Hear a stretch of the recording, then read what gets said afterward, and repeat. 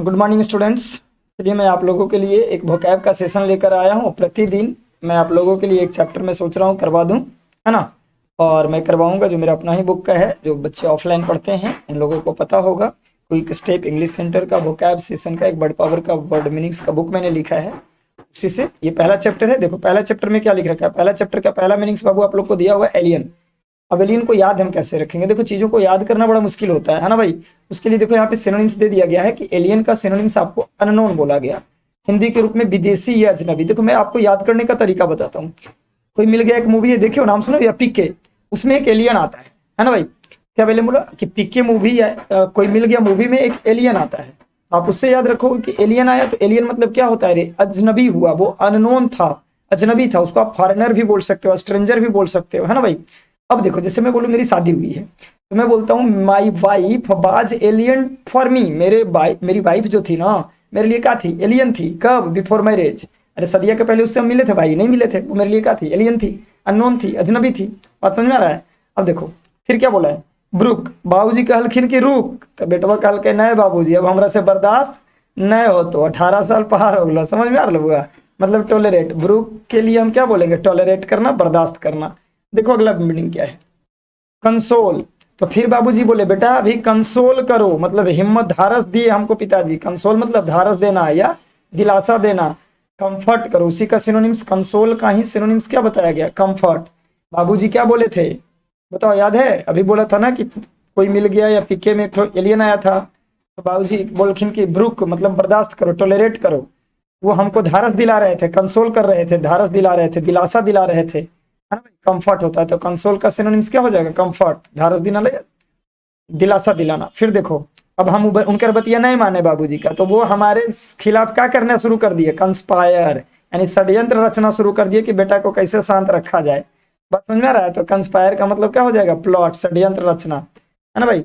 अब देखो पिताजी कंस्पायर किए कि बड़ा बड़ा एडिफिस हमको दिए, बिल्डिंग दिखाना शुरू कर दिए, भवन, इमारत, है ना। तो एडिफिस का सिनोनिम्स क्या हो जाएगा, बिल्डिंग। पिताजी हमको धारस दिलाने के लिए बड़ी बड़ी बिल्डिंगें दिखाना शुरू कर दिए, देखो तुमको हम ये बिल्डिंग दे देंगे, बना देंगे। और वैसे ही कर करके वो अपने समय को इलैप्स कर रहे थे, यानी कि इलैप्स में समय का गुजरना, पास कर रहे थे, टाइम पास कर रहे थे पिताजी। लेकिन हम तो नहीं, हमको बर्दाश्त नहीं हो रहा था, है ना भाई।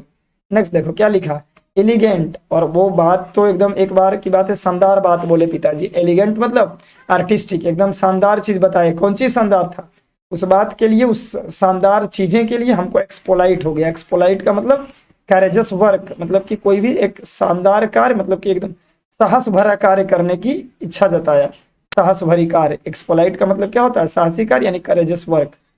नेक्स्ट वर्ड देखो क्या है, इम्परेटिव। और ये आपके लिए इम्परेटिव भी है, इसेंशियल भी है, जरूरी भी है कि कोई भी काम को आप ढंग से करो, साहस पूर्वक करो, तो आपको क्या हो जाएगा, मतलब हर चीज जीवन में सफलता मिलेगा। तो इम्परेटिव का मतलब इसेंशियल, कोई भी काम करने के लिए आप इम्परेटिव हो जाओ, इसेंशियल हो जाओ, है ना। देखो अब तो पता ही है ना कि पिताजी जो कुछ भी छोड़ के जाएंगे उसको क्या बोलते हैं, लेगेसी, या पैतृक संपत्ति हिंदी में, है ना भाई। हेरिटेज भी बोला जाता है उसी को। तो लेगेसी का सिनोनिम्स क्या बोलेंगे, हेरिटेज, है ना। तो लेगेसी का मतलब हेरिटेज। पिताजी जो कुछ भी आपके लिए छोड़ के जाएंगे, जैसे दादाजी छोड़ के गए तो पिताजी का हुआ, पिताजी छोड़ के जाएंगे आपका होगा, आप छोड़कर जाओगे बाल बच्चों के होगा। चलो लर्क, अगला वर्ड क्या है, लर्क। लर्क का मतलब देखो क्या होता है, घात लगाकर बैठना, छुप कर बैठना, यानी स्लिंक बोल सकते हैं। लर्क का सिनोनिम्स स्लिंक, हाइड भी बोल सकते हो आप, HIDE, है ना भाई। हाइड भी इसका सिनोनिम्स होता है। चलो नेक्स्ट वर्ड है प्रिमिटिव। प्रिमिटिव का मतलब होता है एंशियंट, प्रिमिटिव टाइम की बात थी, है ना, एक प्राचीन समय की बात थी। एंशियंट और प्रिमिटिव ये सब सुना हुआ वर्ड है आपका, इजी वे में याद हो जाएगा। फिर बोल रहा है रिक्वाइल। रिक्वाइल का मतलब होता है पीछे हटना। अब अपनी बातों से कभी भी पीछे मत हटो, जो कुछ बोलते हो उस पर आप अडिग रहो, है ना भाई। तो रिक्वाइल का मतलब रिट्रीट होना, पीछे हटना। फिर लिखा है यूनिक, और वो आपके लिए जीवन में बहुत ही यूनिक बातें आएगी। यूनिक बहुत सारी ऐसी चीजें आएंगे, एक्सक्लूसिव होगा, अनूठा होगा। तो यूनिक का सिनोनिम्स क्या हो गया, एक्सक्लूसिव यानी अनूठा। अगला वर्ड है बाबू डिलीवरी। डिलीवरी मतलब डिस्ट्रीब्यूट होता है, बांटना। जैसे खुशियां बांटने से मिलता है, तो डिलीवरी का मतलब क्या हो जाएगा, डिस्ट्रीब्यूट। देखो मैं बोलूं कि हमारे जिला में, हमारे मोहल्ले में संडे को मिल्क डिलीवरी नहीं होती है, नहीं होता है, नहीं बांटने आता है, डिलीवरी करने नहीं आता है डिलीवरी बॉय।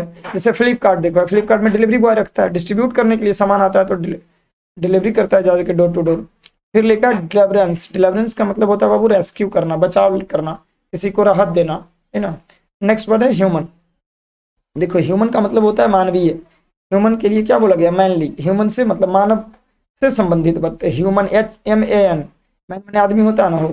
ह्यूमन का मतलब मानवीय, यानी कि मैनली। अब हर ह्यूमन के पास ह्यूमन होता है। ह्यूमन का मतलब काइंड होता है, दयालु होता है। प्रत्येक व्यक्ति क्या होता है, ह्यूमन होता है। चलो दैट्स ऑल, आज इतना ही। बाकी हम लोग नेक्स्ट वीडियो में मिलते हैं। तब तक के लिए टेक केयर, बाय।